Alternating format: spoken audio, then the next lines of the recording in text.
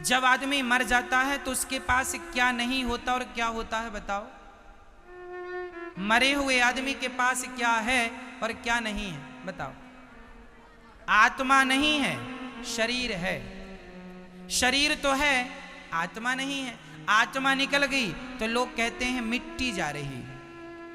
मतलब वैल्यू इस शरीर की नहीं थी, वैल्यू उस आत्मा की थी। यदि वैल्यू शरीर की होती तो शरीर तो तब भी था जब आत्मा नहीं थी, फिर आप रख लेते, बातचीत करते उस आदमी से। वैल्यू उस आत्मा की थी। तुम चले गए, तुम कौन थे? तुम आत्मा थे, तुम चले गए। बचा क्या? शरीर। लोगों ने जला दिया, जमीन में गाड़ दिया, कहानी खत्म।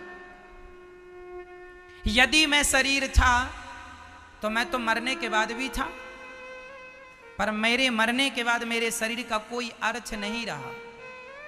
मैं सिर्फ आत्मा हूं। लेकिन अज्ञानवश मैंने अपने आप को शरीर मान रखा, अज्ञानवश। अच्छा, मुझे एक बात और बताओ कि ये जो हम लोग पाप और पुण्य करते हैं, इस पाप पुण्य का भोक्ता कौन है? कौन भोगता है पाप पुण्य?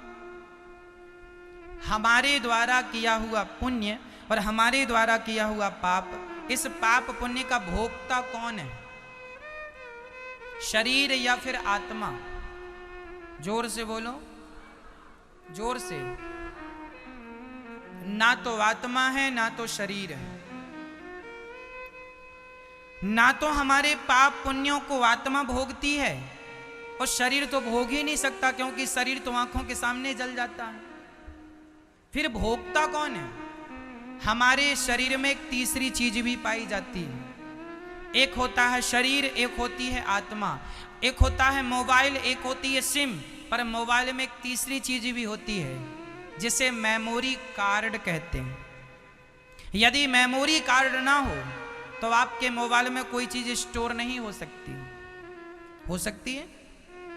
डिब्बा है, फिर उसका कोई अर्थ नहीं है। हाँ या ना?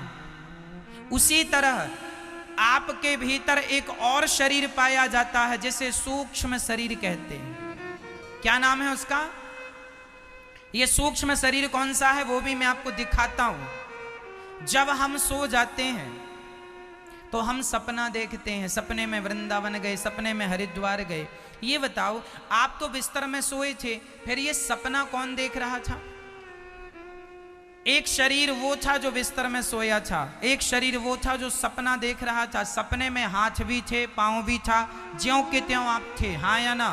तो एक शरीर ये है जो बिस्तर पर सोया है, दूसरा वो है